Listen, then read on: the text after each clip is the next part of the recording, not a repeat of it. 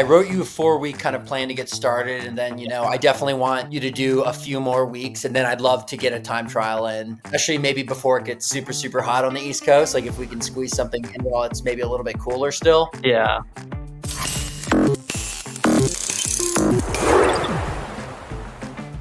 All right, everybody. Welcome to Running a Podcast. Very excited to have Drew Hunter back on with us here for an update on his training and a little update on mine. And Drew, I want to hear about Boston because you're just getting back from Boston. So tell us, you did the 5K. I know the result, but how did it go? How did you feel?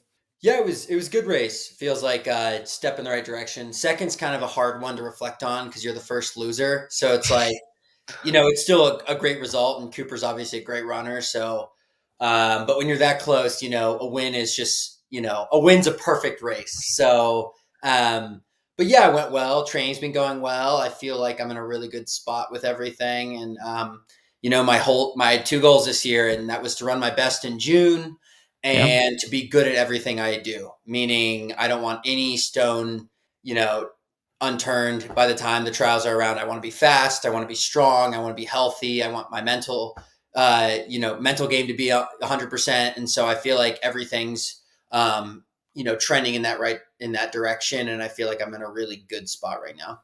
It was a great race to watch, and I actually big credit to TCS for their app that they put together for Boston Marathon. It was actually, I couldn't find it on TV, but I was watching the little dots go, and Grayson, Parker, Avery, and I were like yelling at the dots, like, "Go, Mr. Drew! Go, Mr. Reed! Go, Mr. Joey!" It was really fun to kind of actually watch it, even though I would have loved to have seen some of the video footage from it there. I saw some of it after, and you look strong. I mean, I had to say, like, you do look really strong. You look like you're in control and comfortable the whole time with it there. So, what's been your training things? Because I have to say, it's fun to see. Like, it does seem like you're nailing those goals where you're just like, you're getting better. You're not worried just about racing all the time. You're executing on the things that really matter. And you had, did we talk? Were you on before or after the 10K? Because you. Before, yeah. Because you also nailed a 10K since we last talked about. I mean, a great 10K that was your debut racing professional for a 10K, right? Yes. Yeah. So, I mean, what's going right now for you? Like, what do you, it's like, obviously I have to say having those goals and being focused on that's probably a huge part, and probably a lesson for a lot of runners that not worry, like focusing on the process and not always just like the end goal. But tell us in your words, like, what's going well? Yeah. I mean, I think it's sometimes hard to say, running, and it's, just like having injuries and everything. It's hard to pinpoint at one thing. But I think if I look at things that I've done maybe a little bit differently this year, I definitely think my demeanor and my, I guess just my psyche approach for running this year has just been so much better. Like, I'm so much calmer as a person with a lot of stuff. I'm not anxious. I'm not like in a spot where things are hurting. And then, that psychologically kind of like, I have that fear in the race. And, that I felt like pigeonholed me a lot last year, as I just, had these back issues that kept flaring up in races. And it was like, I couldn't even focus on the race because I was so nervous about my back going. And so then, you're basically 80% on the starting line, and that doesn't give you confidence. And so it's kind of a snowball effect of things, but I just feel like I have a good routine every morning of just, really prioritizing kind of like, just being grateful every day for getting to do this. And that's really, I feel like, kind of showed in my races. Like, I'm not really that nervous on the starting line. I'm very calm. I'm very, I call it a quiet confidence. Like, I'm not, like rah in your face before, like, let's get fired up. But I feel I have so much confidence in the work I've done and the fitness, so that with, 400 to go, with a mile to go, I'm ready to race and perform my best. And before that, it's just, being composed and, having a good race plan before. And I feel like, it's just been great for me to attack races and also focus on winning. So caught up in times and, things that I can't really control. And instead, every race, I'm just like, I'm gonna compete today. I'm gonna focus on competing, and I think through that, like, I can really have a great kind of result. It's just, all right, that for me at least, mentally, take care of everything. It's just like, get to run the best possible race you can run today and try to beat as many people as possible. And for me, like, I can really tap into a lot more than, instead of being like, I need to be this split at mile 1 and this split at mile 2 and super analytical about it. I'm just like, go with the flow. And it's been great. And behind the scenes, there's obviously a lot of training. Like, I just have done so much threshold work, so much like strength work this year. And I haven't really done any impressive track workouts. I felt like I've done one workout that really was like really hard. But I mean, even today, this morning, I did 5x2K at 5:10 mile pace. I mean, that's 40 seconds slower than the race pace I was running this weekend. But I've just been doing a ton of that and staying in the right zones and really, not doing anything fancy. And that gives me a lot of confidence. I don't really need a bunch of flashy workouts. For me, it's like the body of work that gives me confidence. So, if I have a really good months and, even years of good training, that gives me confidence, not a one-off workout where maybe I run a really impressive 400 at the end or a 600 at the end. Like, those are great. And I think, some people do need those. But for me, I've learned I just need to just have like great weeks of mileage and strength work and, just believe in myself. And that's kind of a recipe for success for me. All right, I want every runner to listen to that last segment, actually, because that's exactly what people need to hear. It's, there's a lot in that, right, to unpack here. First, you're exactly right. Like, for those people that didn't see, you did a 4:06 road mile for the last mile of that race, right? So you came in and you cranked it and you raced it well, and you did exactly like you said. You executed, you had a good race plan, you felt like you trusted your body, and you had that trust in the start line, and you had that gratitude for being there in the beginning. And that's a huge part of it too. But something that I think I've preached this, I've heard, your coaches preach this. I've heard lots of people talk about this, but I think knowing it and doing it are two different things. Yeah. And what that lesson is that consistency in training is far more important than any one flashy workout, one miracle workout that you're going to do and turn it up, or you're hitting the consistent times and it's not flashy, it's not sexy all the time, but it's consistent. And when you do it for long enough, it really gets results. And that's really the true way, not just in running, but in life, to get those kind of results, is just consistently working hard and having a process that you trust and believe in. Absolutely. And I think, even to go along with that, like, it gets easier the more consistent you're with it. I've learned this in so many, just so many aspects of my life. The more I am consistent with, like a prayer meditation routine in the morning, the more I want to do it, because I know it helps me.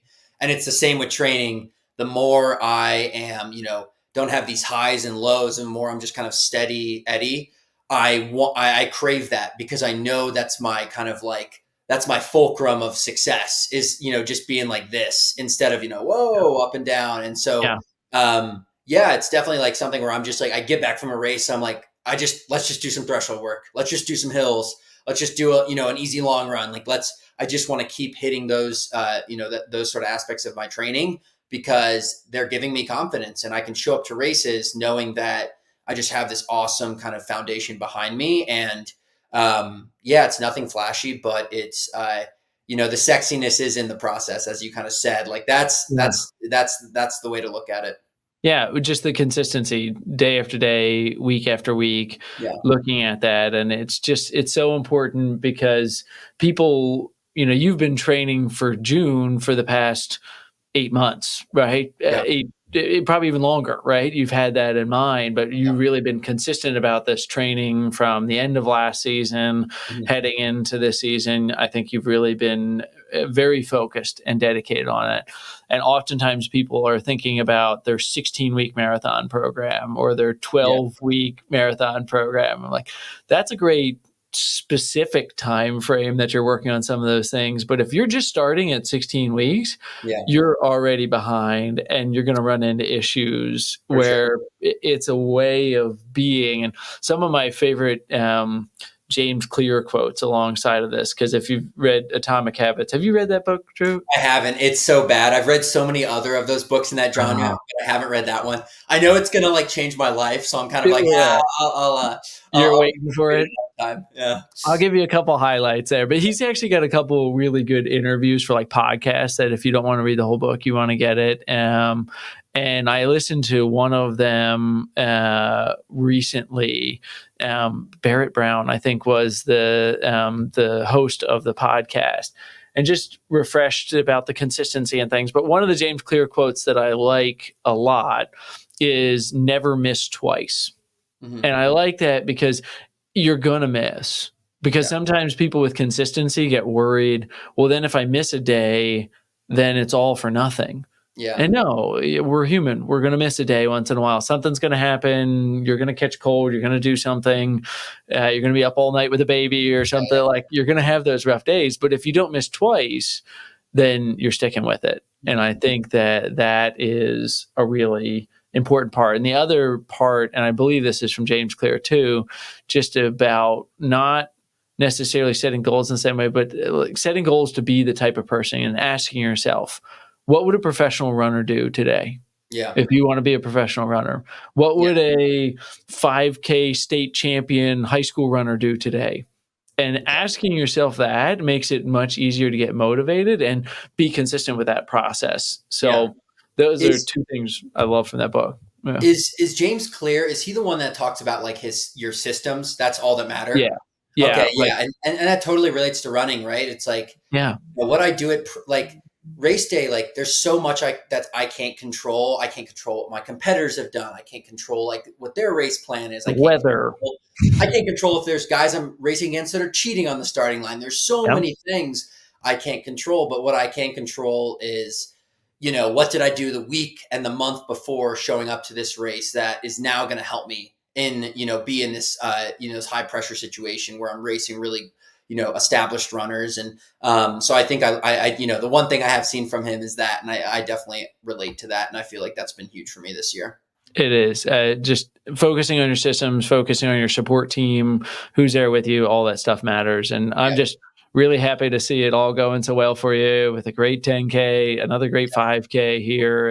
And you're off to Germany next, you said? Yeah. So I have it's called Road to Records. It's an Adidas sponsored race where they're going after some really fast races. So I'm going for the American record in the 5K. I'm that's not an easy task. It's 13:20. But I think it's a really fast course. There's gonna be great competitors, and Reed and I are heading over there. So that'll be really a fun opportunity to just go for it and see what we think. Well, it's so funny because you're going to Germany and Sam's in China right now. So it's like, wait, there are a different person going to Germany right now than I'm used to with that. But lots of good racing. This is a great time of year to really be a fan of track and field and just watching that stuff. So, awesome. Very interested with that and want to follow the results along. We'll have to get an update here of how that all is going here because you're, I don't know if you have a countdown or something to trials here, but you're basically 2 months out. No, we got, I've only got really this race, and then I'm going to do one more big race in May, another 5K on the track. And then I've got a few weeks after that before the first races of the trials. And, so like I said, I'm just doing my thing, ticking along. I feel very happy with how things are going, and I'm not going to rewrite the wheel or anything. I'm just going to keep doing the same thing I do every week. And, I just, it's an Olympic year. People do crazy stuff. People get injured because they, try new things. And I'm taking the opposite approach. I'm going to let other people make mistakes, and I'm going to be just, running threshold with my teammates at Davidson Mesa slower than you can people would be surprised how slow we run. And, I'm just going to keep doing that. And, I think, June's going to be a great month for our team. And I'm really excited to, just unveil the best we got, the best Tim Annerly has. That's awesome. Can't wait to see it here. So that does bring me up kind of to the next point here, because we were going to do a little update today on my training, and you brought up a point that you're not really doing complicated or all that sexy of work here. But I do think, give some credit where credit is due. You and the coaches are really a dialed in approach, and it's a very scientific approach. You've simplicity is often complexity boiled down here. And, one of the things that we talked about, and I was curious just to learn from, and as a running nerd, I want to learn a bunch about myself, but training with lactate. Mm-hmm. And going into some of that here, and we're going to talk about my training. And I even have this new little sensor that I wanted to try out and see. It's called like Lactate Pro 2. And I wanted to dive into that, but I wanted to, get your lowdown on what you're doing, how you're using lactate training, what's been most helpful, because it brings to the point, like that you're saying, you're running a lot slower than people would think. But what I think really gets a lot of fitness gains for people is running at your current fitness as opposed to your goal fitness. Mm-hmm. And that's where I think a lot of people get kind of tied up, and they think, hey, I want to run this race at this, and I'm just going to run all my pace stuff at there. But you would make better gains if you ran at your true pace. And I think that that's some of the benefit of testing with lactate, to make sure you're actually at your current fitness level. So fill us in on kind of what you're doing with lactate, and I'll probably have a bunch of questions along the way too. Yeah, I saw this quote from another professional coach, Mark Coogan, who coaches Ellie Purrier, and she's a pretty good runner. So they obviously know what they're doing. And he was asking about, exactly what you just asked about. And he said, yeah, we don't do that. But I heard a quote from someone that once said, good coaching follows good science, basically meaning if you're writing a good program, even if you don't know exactly why it works because the science validates that you guys are training in the right paces and zones. And I thought that was kind of appropriate with what we do. Like, we don't test all the time, but we kind of know, I'm feeling a little heavier today, I should slow down my paces, and then we'll get a test and it'll say, oh, you'll test a little bit higher than the zone we wanted to be in. And it validates that exactly what what coach wanted us to do, which was slow down a bit. And so I think, that's really important. I tell a lot of people, like, you should use it as a gauge, and you should use it as something that helps you gather more information about yourself, but you should not be a slave to it at all. I mean, there's no threshold meters on the race. When you're out racing, no one cares what your threshold, what your lactate threshold is. No one cares what your VO2 max is. Like, all they care about is who gets to the finish line first, or who runs fast. So, we test probably once a week, every single week, at practice. And like today we tested, I was actually a little higher than I normally was. And that's because I raced last weekend, and I did a long run 2 days ago, and I'm heavy. Travel. Travel.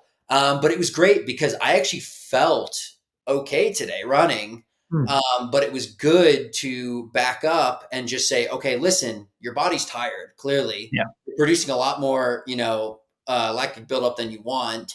So let's just run easy today for these 2Ks. Like, let's not run faster than 5:10 pace. And that was great. And that's what I did with Joey and Reed. And so it's a good gauge, and it's really fun to play with. It's been really helpful for, I think it's also good when you're, someone's struggling. You can kind of like say, like, okay, you're a really good runner. Why are you struggling with maybe these paces and certain things? And then you test someone and you go, holy crap, they're high. There's something wrong here. So I think it's a really good tool to use. And luckily, we do testing with it now. So we actually go up, and we've had, professionals test us now. And so we actually have the exact paces and that we're supposed to hit and be dialed into when everything's going well. And like I said, it's helpful. I don't love thinking about that. I love when my mom, will be at practice and will test me, and she has that information. But a coach's job is to help an athlete get out of his own way. So the last thing I want to be thinking about is, how maybe that could stress me out or stress out, one of my teammates. I just want my mom to have that information and then adjust accordingly based on what it says. Back down to 5:10 pace. Yeah. Yeah.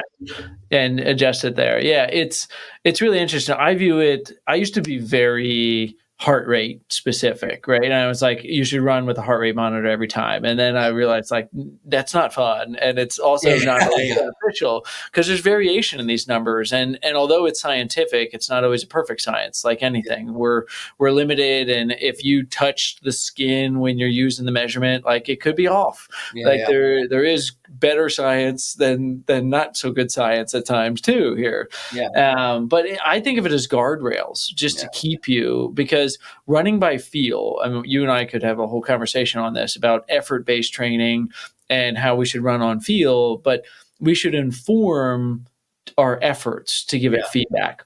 Anytime you're learning any skill or any task, you want to have feedback to tell you if you're on the right track.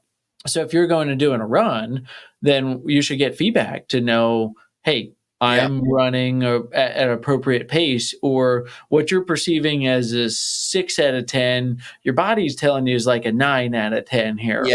So back it off a little bit there, which I think it's important that people get that feedback. And like you said, you don't have to train every time. Like every time you do something, you don't have to bring your little testing thing out with you and you're pricking. Do you guys do earlobe or do you do finger? Earlobe. Yeah. Earlobe's more accurate is what we've been told. Yeah. Yes. Well, there's less oils on it. There's less sweat on it. So when you're testing, you don't want to have a lot of other substances on it. If it's watery, then it's going to look like a lower concentration. So, unless you're a real old man like me, sometimes my ears sweat or something, young guys like you don't get that stuff. But it's important to do it. Now, when you did the testing, did they do like the progressive testing do you remember what the testing protocol they used? Yeah. So I actually am one of the people that hasn't done the full test. We did kind of like a jerry rig test with me. But other guys on the team have done exactly that. The full progressive, start at 6-minute pace, work down to, they actually did it yesterday, and actually one or two of our athletes are doing it again today. We're actually doing it every few months now to get kind of track trends. But yes, they've done that. I haven't done that. I've done just testing at practice. And then I've also done some treadmill tests with just my mom where we measured every single rep. And so we got a good gauge about, where I should be for, certain threshold reps and things like that. But we aren't that far off on, that's why I always say, for new runners, it's fun to experiment with, like it is. We love it. Like, it's really cool. Like, we always we'll finish rep and we'll guess each other's numbers. Like, it's kind of a fun little thing to do in the middle of reps. Reed was testing super low today, and Joey and I were a little bit higher. And so we were kind of we had a little animosity towards him. We were the marathon guy running a 5K. He's going to be a little less beat up, even though it's a fast one for him there. Yeah. So we were a little mad. We were like, oh, you didn't try hard enough in the 5K. And, we used to always say, for me, threshold pace was 5 flat mile pace. Yeah.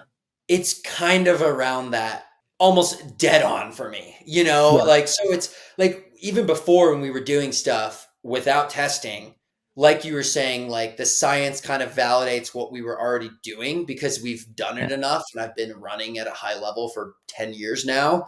We would do 6 by mile and, we'd maybe start at 5:05, 5:10 and get down to 4:55, 4:50. It's that was basically threshold mile repeats. And now we have it a little bit more dialed in. If the reps are a little bit longer, we'll slow down a little bit. If they're a little bit shorter, sometimes we'll do quarters with really short rests in the afternoon.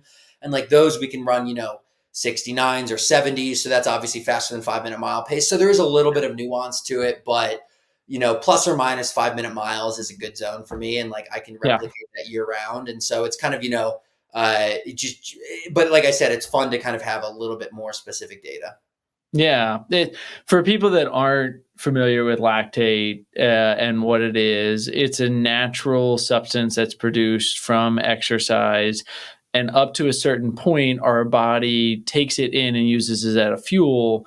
And beyond a certain point, we start to accumulate it.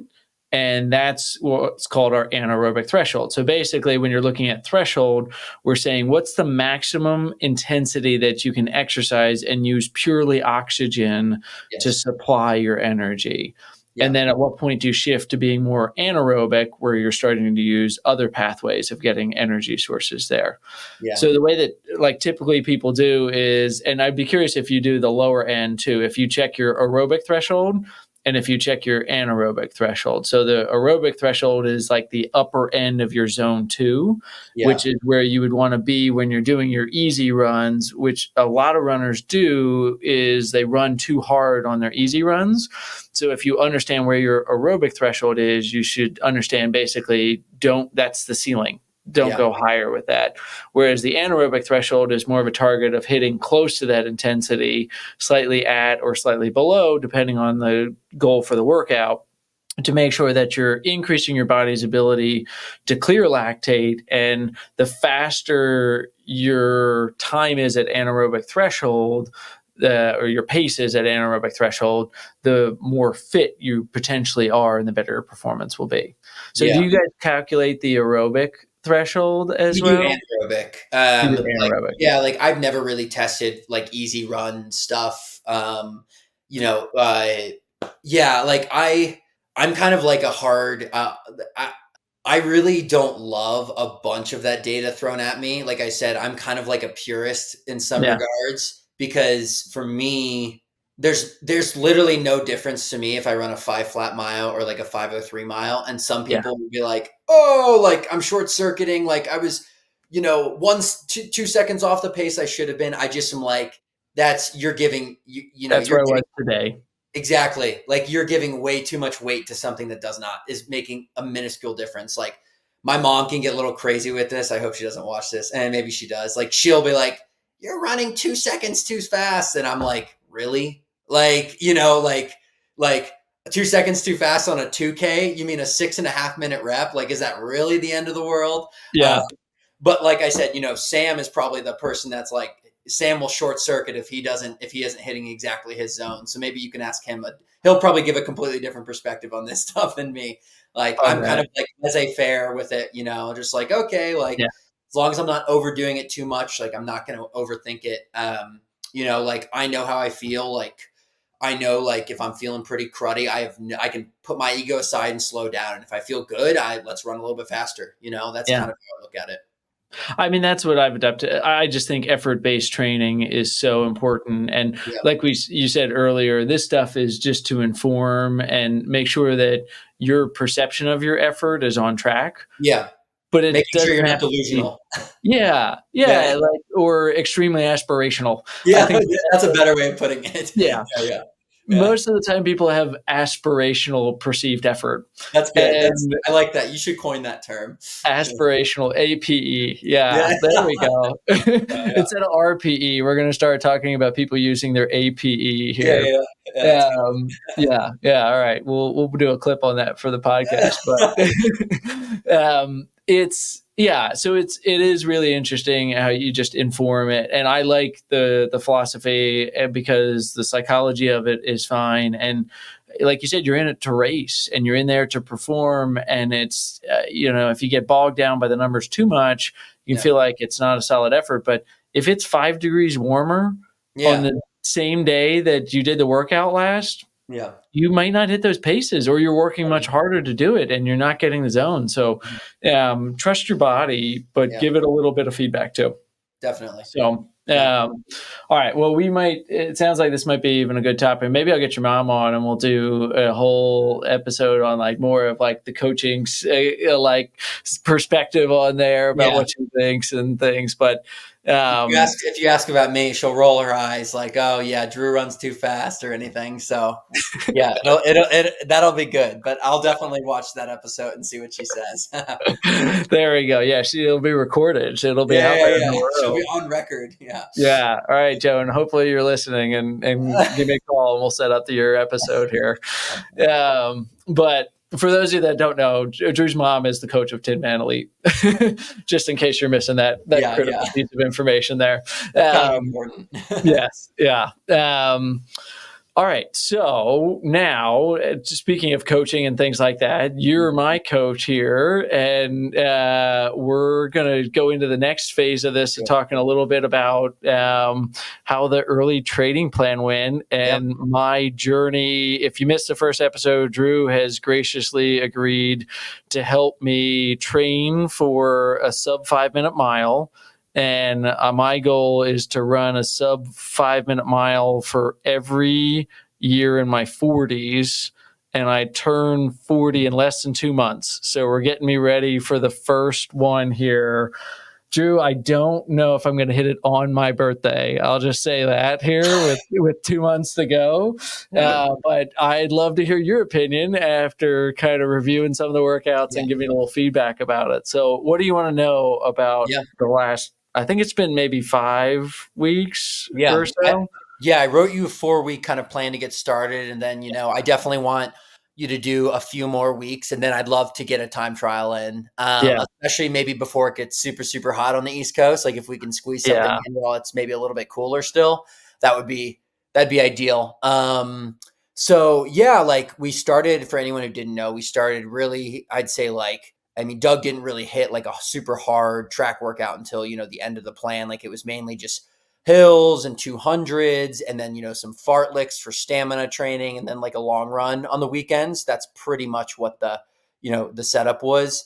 I want to know how everything progressed and if you do you feel fitter than you did 4 weeks ago? And do you feel like you are stronger than you want to be and you're like, I need to get faster? Or are you like, I feel really fast, I just feel like I need to get some more fitness?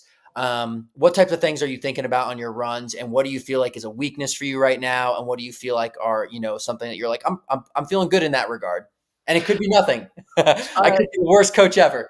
No, those are great questions, actually. That's like the magic question that we did an episode on. Like, what's the one thing that is holding you back most right now?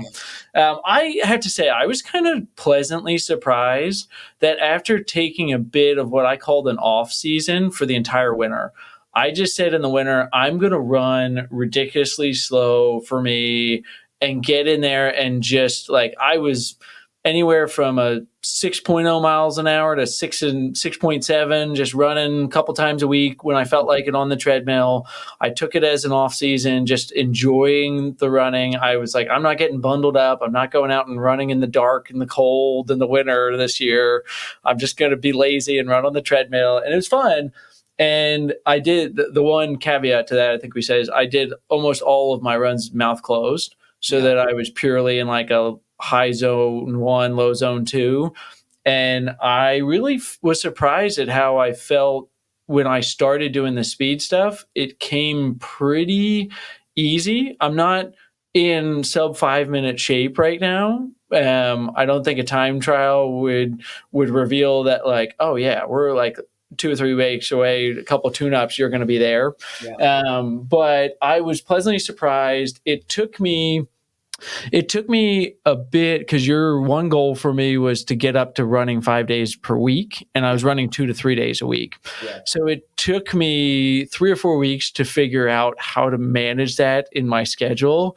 And it involves me getting up earlier than I typically would here to get that in, but it's fine. Because at first when I did it, I sacrificed all strength training, and which I knew was something that was not going to work for me in the long term there. And I stopped biking, I stopped strength training, I just ran, and that was not a plan that was going to be successful for me. And actually my knee started bothering me when I started doing that. But when I went back to doing strength training, the knee was fine and went there. And when I started doing, the tempos are good, although that's why I would like to see maybe play around with a little bit of lactate testing for me and see where that would be. I felt like pleasantly surprised about how easy some of the paces felt when I started running faster, like doing the 20-minute tempos. I kind of started off thinking at like 8.0 miles an hour, thinking what could I run for an hour type thing, and found actually like 9 to 9.5 was easy and comfortable. where that felt pretty good actually. And I'm only doing 20 minutes of it, but heart rate, I did wear like a heart rate monitor a couple times on it, and heart rate really was like 155, 154. So my threshold tends to be closer to 165 to 170. Nice. So I felt actually pretty controlled with some of that. The sprint, like the way they were sprints for me, the 400s were good. I don't know how accurate the treadmill at higher speeds was that I was using, because I went to a gym. I wasn't in my clinic. My clinic, I know it's spot on, but I just went to the gym that's closer to my house. And I really enjoy doing it that way because I executed well, where the first 400, I just set the treadmill at 11.5 miles an hour, which is slightly slower than 5-minute pace. And then I did one at 12 miles an hour. And then I did on a 12.1, 12.2, 12.3, and I kind of ran them faster. But thinking back on how it went when I ran outside, I'm not sure that like 12.1 and 12.2, 12.3 weren't just the same. And the treadmill said it was going faster, but it really wasn't. Because when I went outside, so we went up. Now, in fairness, like we said, conditions and travel, we went up to see the eclipse in upstate New York. We rented an RV, and I was sleeping in an RV and with 3 kids, family of 5, and we had been standing all day. We did a pig roast. They called it Swine and Shine, and it was a great event, but standing all day. So the next day I go and run. There's a university up there. I went to their track, and I made a pretty rookie mistake. I just said, for the first one, I'm not going to look at the watch. I'm just going to run and see how it feels and just go out there. And the first one was like 69. And I was like, that's pretty good though. That's fast. Way too fast, but way too fast for what I was doing. My goal was to hit 75, right? Like what you prescribed was 75s, just even for all 6. So then it was like 69, 73, 77, 78, and I think I got the last one back to like 76 or so. But it was a hard effort. And then I did it again yesterday, and I did the work, and I went, and the first one I tried to run slow. So I did 79 for the first one. Then I did 73, 75, 75, 77, 75. Nice. And it's a little bit better. It was a little more consistent across the board. But I have to admit, like, when you watch a 400, you watch somebody run, and down the last straightaway, it looks like somebody threw a parachute out and they're just like almost going backwards. That's what I felt like in the last stretch there, where it was like I was running. I looked at the 200 mark and I was at 37 most of the time. And I tried to be almost even, like 37 to get right at 75 basically. But I think I went like 37, 38, and it was hard. It was a hard effort. Okay, well that's really good. That's good information to know. I think that you're going to get a lot better with, just some more like kind of like our Friday workouts, which has been more tempo, threshold type stuff. I think you just need a few more weeks of that type of stuff, because everyone always thinks, to run a good mile, to run a good 1500, whatever it may be. I got to run a bunch of stuff at race pace. It is important. Like, you want to be efficient at your goal race pace. Like, it just is. But at the end of the race, if you're dead tired, who cares how efficient you are at that race pace? It doesn't matter. So I think we just got to get you stronger aerobically. And I think really just a few more weeks of really good stamina training will do that for you. I even think we should take like a week or 2 off of like hard track workouts and just say, like, let's double up. Let's do Tuesday and Friday. Let's do, 800 repeats on Tuesday at threshold pace. And then Friday, let's do a tempo. Next Tuesday, let's do 1Ks at threshold pace, and then a 5-minute longer pace tempo, maybe a 25-minute tempo on Friday. And what I want to do is I don't want to completely lose the efficiency with a lot, your stride with the race pace stuff. So what we'll do is we'll add in some strides after those workouts at faster than, race pace or right at race pace. So, we can do something like, 6 to 7, 800s at threshold pace on the Tuesday. And then afterwards, we can do 3 to 4 200s at mile race pace. Something like that is a great combo workout where you're working both, your aerobic and anaerobic, but you're also not like overdoing either one of those. Like it's a very healthy amount. And then Friday, same thing. I'd love to keep, a good tempo run in there. And then also something like, some 100-meter strides after. I think that's great. It's working both, ends of the spectrum.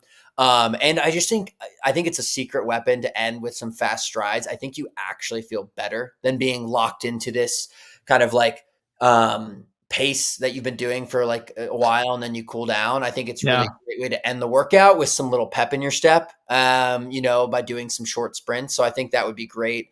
And then obviously keeping a long run on the weekends. Long runs are hard because like you don't get like, you're going to get those benefits, Doug, like in like a month or two. A month. Yeah. Yes. But they're a necessary evil that I think will help you. And I think I want to keep those in versus, like these 400 workouts, you actually feel probably benefits a week later. You're like, oh, I actually feel a little bit fitter than the last time I did this because, it's such a specific workout.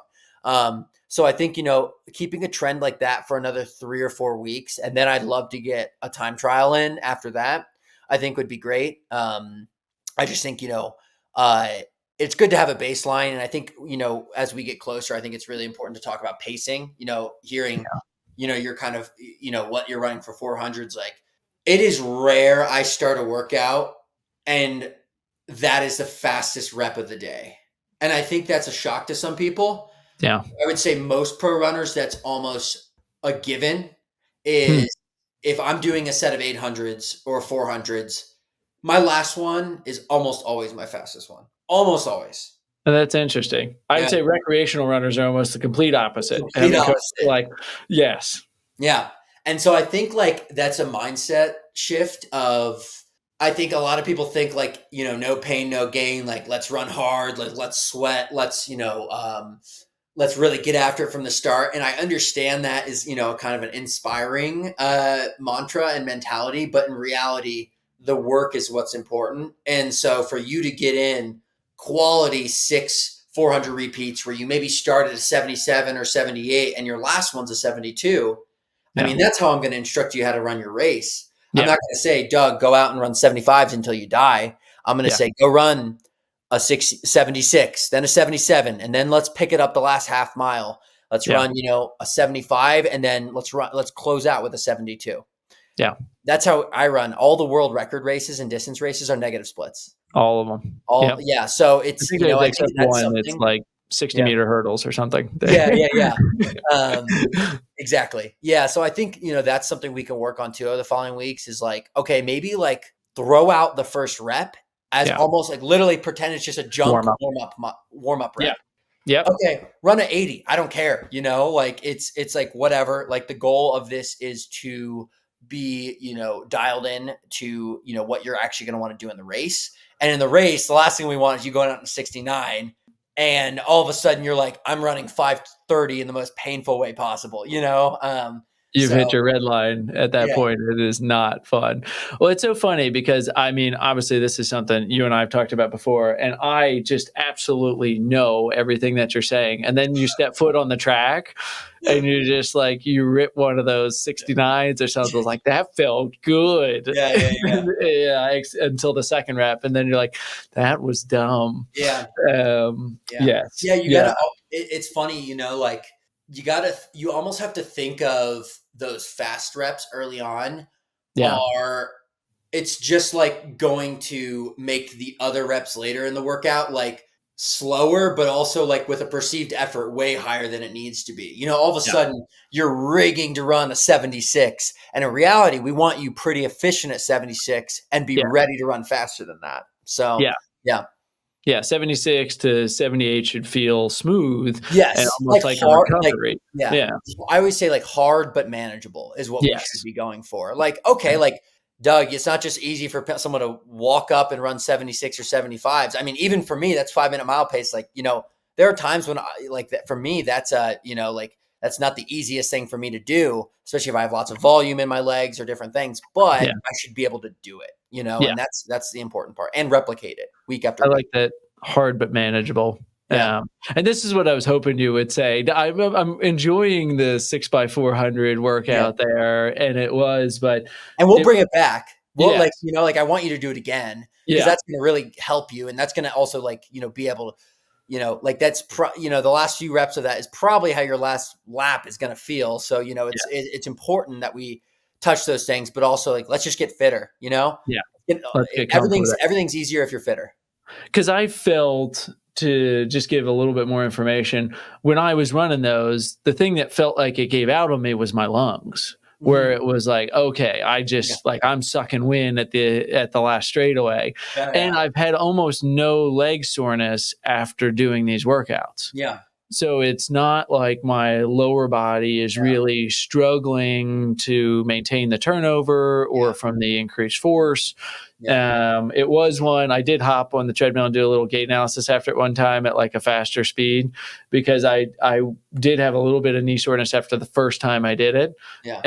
And I was overstriding a little bit on my right Mhm. side, and I fixed that. And then the next two were fine. Yeah. So Yeah. that was helpful. But so some other things that I was doing, then I want to ask you like specifically what you want me to do for the Tuesday and Thursday one. But if you notice here, what I added this week and what I was kind of thinking of taking that little step back this week too, I started adding plyometric stuff. Mhm. Yeah. And trying to get strength in 2 or 3 days a week, actually. So actually, I didn't put it on for Monday, but I'm doing like upper body and core on Mondays. Then I did before I went, and this will work well, I think, more with the threshold tempo stuff. But I run to the track. I do a plyometric workout at the track. I started at like 75 foot contacts, Mhm. and then I ran the 6x400 that way. And I think because one of the things that I know about me is that my ground contact time is long. I have trouble popping off the ground, and I Yeah. need to get my foot springier. So doing some barefoot plyometrics is my strategy for getting some of that. So that was my thought. Love your opinions on that. And then love to see what you think of, I kind of have my set routine now here of like easy run Monday, Tuesday is at the track. Friday is I do it on a treadmill before I lift with some buddies. So that's a good day to do like a sustained tempo type thing there. So what specific, I liked the idea of 800s with 200s after it there. So Yeah. that's what you Yeah. think we should do with the Tuesday kind of workout? Yeah, no, I think that'd be great. Like I like, for me too, like I think so much of, if you feel like you have a weakness, I think there's such a psychological benefit of attacking it too. So if you're like, Yeah. I feel like my foot's on the ground for a long time, and I mean, Doug, you went to school for this, like, plyos are going to be able to help with that. Yeah. So I think like having that stuff is so important for runners. I'm the same way. Like for me, like I, as like had some weaknesses that I needed to work on. And like when Mhm. you're tackling those in the gym or, through core or any of those things, like it gives you more confidence in your running when you're on the starting line. And so I think, let's keep in, I think the strength training is obviously great. I think the plyos are great. But yeah, I definitely think, something that we just want to be consistent with is, like I said, like, let's just let's just get you in better shape the next few weeks, like, Yeah. let's just do some threshold work, some true threshold work. Yeah. And then let's keep in those, that longer tempo on Friday, and then Sunday long run. I think like 3 or 4 more weeks of that, and I think you're going to be feeling really, really good. And like I said, just sprinkling in mile pace stuff. Like I don't want to get away from it, but I don't No. want it to be the overarching goal of our Tuesday workouts. Is like, all right, Doug, you're going to go, run as much at mile pace. Like, let's run a few 200s at the end of the workout. Like, let's lock into 36s and 37s. That's great, but like, let's not overthink it. So, yeah, like let's. To your point, right? It's like that's just sharpening. Like you've already got a sharp knife and you're trying to keep it a little sharp. It's easy to keep it sharp instead of sharpening it up a little bit more just to keep that going. Yeah. But how would you describe, because this is something I hear a lot of people talk about and I get a lot of questions from runners. What's the difference between threshold and tempo? Yeah. So threshold, the gauge that I have always used is it's about the pace you could hold for like an hour. Yeah. So, And I always tell runners, it's slower than you think. Yeah. Like significantly slower than you think. Mm-hmm.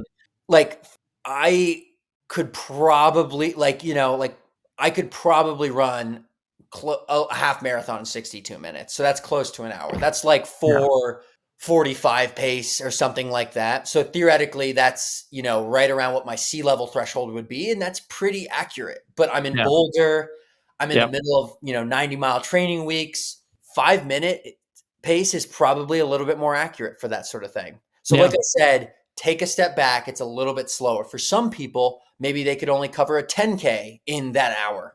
Yeah. And that would be their threshold pace. Yeah. I think that's a really good gauge. Tempo pace, like I said, the thing about a tempo run is there's no rest in between. So Yeah. it's something that you want to know that you can sustain. Marathon pace, unless you're, really out there for a long time. And then I'd say a little bit faster. I like to progress tempos. So for me, like when I do tempos with the guys, like we'll start slower than our threshold pace, but normally we'll actually end right around there. So like for us, like something like a 6-mile tempo run, we would start at maybe 5:20, which would probably be about marathon pace for a lot of us, is a good Yeah. gauge. And then we would end around 5 minutes, which, like I said, is tapping more into that threshold sort of zone. So that's my rough gauge. The other gauge you can use is tempo runs. You should be able to have a somewhat difficult conversation with someone. Like, Doug, you should be able to turn to me and say, yeah, I feel okay, but I definitely, my heart rate's up and I don't want to go that much faster. And then you should be able to get back to it. Yep. Threshold is more like you can say, a few words in a sentence, and then you'd want to get back to what you're doing. If you're out there and you can have a conversation the whole time with someone, maybe pick it up a little bit. That's probably a good gauge. And those are kind of, the cues that I will tell my athletes is like, let's find that zone. And normally they do a pretty good job, like you kind of said, figuring that out. They're like, yeah, like I finished my tempo. It was hard the last mile, but I felt really in control for most of it. And I'm like, okay, that was probably a good gauge then. Threshold, they're like, I maybe felt a little hard to start, but then as soon as I rested and recovered, I was ready to go again. That's kind of a good gauge for threshold. Yeah. So like you should be, by the time you're starting your rep 3 and 4, you should be like, all right, I'm ready to go. That's a good gauge too. So that's good. Have you heard the Pledge Allegiance thing for tempo? You should be able to say the Pledge of Allegiance for like a tempo, because it's about 30 words or something like that. Perfect. Yeah. And if you can say that without having to be like, I pledge allegiance to the flag, like if you're not gasping as much, then you're probably at a good tempo type pace for that. Perfect. Where you don't want to keep talking, but to your point, I've heard people talk about the Pledge Allegiance as a good barometer for that. Perfect. So Doug, just get out there, treadmill. I want a video now of you setting the Pledge of Allegiance every Friday. Everyone on the treadmill next to me is going to be like, what is this okay. guy? Yeah. Wait till I start doing the testing like on there. Yeah. Oh, yeah. They're going to be like, what? Doug, you're going to be the neighborhood weirdo, man. Sorry. Did I ever tell you my weirdest running thing where I tried running with a resistance flag, like, sprinters will use, like football players? Yeah. And I tried to see if I could run like a mile with that one time. And Devin made me go out at 4:00 in the morning to do it so that none of our neighbors saw us.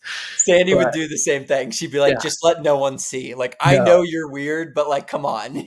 Yeah. You got to keep a little weird in the closet there. Yeah, for sure. The weirdest level of it there. Yeah. So, awesome. Okay. So on the Friday ones, what should I work up to? Like, I've been doing 20, work up to like 35, 40 minutes or so of it. Yeah. Let's, I like a 5-minute jump every week. And like I said, I want you to keep doing this for 3 to 4 more weeks before we reassess. And then let's do a time trial, or let's do an 800 time trial or something like that. Yeah. So I would say 30 minutes, try 25, then 30, then 35. I don't want you going more than 40. I don't think it's too necessary, especially for a mile. Like, marathon training, I want you doing like an hour-long tempo, things like that. But this is just, you're running a mile. I'd actually prefer you to just maybe run a little bit faster as you get fitter towards the end of the tempos rather than make them longer. And then, like with the 800s and Ks, like let's start with 800s. Then let's progress it, and I'll put all this in. But like, let's start with the 800s. Then let's do Ks. And then, let's maybe work up to like a 4 or 5 by mile at threshold by the end of it. Something like that. And then, I think that'd be good. And like I said, maybe some 200s after, and I'll put all this in the calendar. But I think, after that, I think you're going to be really happy with where you're at. And I think we can even do a test workout again. Like, let's just do 6x400 at mile pace and let's see how it feels, there you go. And then we can go from there. But yeah, I really like this schedule. I think, you're going to be, just keep stacking the weeks. That's what it's about. Like, you don't want to look at it as one workout or 1 week, but if you really look at this as a collective block of training, and you can look back on all this, you're going to be like, wow, okay. Like when you're racing and when you're ready to go for it, you're going to have like a whole, a lot of workouts to pull from to get confidence. And I think it'll be, you'll be in a good spot. Yeah. And I know I'm completely biased here, but having things in the calendar does really make a big difference there. I mean, it is the Run DNA app and built it, but it really does make a difference of when you get that, and even the email of like, hey, did you miss your workout? Or those things were motivating for me. Oh, man, who sent me this reminder? It was like, it was me, but it is really helpful to have that accountability to just know, like it would, when I was going from running 2 to 3 days a week to 5 days a week, it would have been really easy to just, I got 4. No problem there. And it's much safer to increase duration than it is intensity. So I just, kudos to you for a nice job of like keeping the intensity low while we were increasing the duration, those things. And like you're training to a much slower version for mine, like the consistency is going to be important. And that's totally agree with the plan. So thank you for putting this together here. I'm pumped to see another month what it looks like here. Yeah, no, definitely. It'll be good. And like you just said, you kind of hit the nail on the head with all that. It's getting out the door for these workouts is the hardest part. But once you're done, you feel great. And then all of a sudden, like 2 or 3 weeks later, you feel like you leveled up. And that's, that's kind of the bug that runners get, is like, they're like, oh, I'm fitter, I'm stronger, I can, run a longer tempo. And it's like, that's what gives you the confidence right there. So, Yeah. So got to keep it consistent. So, well, Drew, always great catching up with you. Thanks for the time, the catch up, the good lessons. I seriously, I want that one clip that we did at the beginning. I want every runner should listen to that about consistency, because the highest level runner is coming in here and showing like, this is what matters. So it doesn't have to be flashy. So, all right, well, we'll maybe catch up again before trials, after my own time trial, my own version of my time trial here, but your Olympic trials. Yes, my own version of that. That'll be my pre-40 time trial, because that'll be right before I turn 40. Hey, think if you could just sneak under 5 before 40. Like, think how good that's going to feel. Well, then I got to do it again, though. That's the problem. That's true. But then you'll know you can do it. Then I'll know I can do it. There'll be the Bannister effect, where like 17 people ran sub 4 within like 3 months after he did it. Type thing. I'm trying to think. We'll have a race back east sometime later in the summer that I could come out and pace you afterwards. That'd be fun. That'd be really fun. Would be if you have one. That would be phenomenal. We'll do a live version of this. That would be great. Yeah. We can mic me up, and I can talk you through the sub 5 minute mile while we're out there. That'd be fun. A mic'd up mile would be hilarious there. Yes. Yeah. All right. We'll see. We'll get maybe Joe Hale or somebody to film this for us, or get Max out, get them. That'd be fun. So, all right. Well, Drew, good luck with racing. Safe travels in Germany, and looking forward to catching up in a couple of weeks. Yep. Sounds good. Thank you, Doug. Like what you hear? Leave a review of the show wherever you listen, and don't forget to subscribe so you never miss an episode. Run DNA helps runners and running specialists through education and technology to identify each runner's unique injury profile to avoid setbacks and maximize results. The Run DNA podcast is produced by Ace Running LLC. The Run DNA podcast is intended for educational purposes only. No clinical decision-making should be based solely on one source. While care is taken to ensure accuracy, factual errors can occur. Always seek the guidance of qualified medical professionals before making healthcare decisions. Find us online at rundna.com.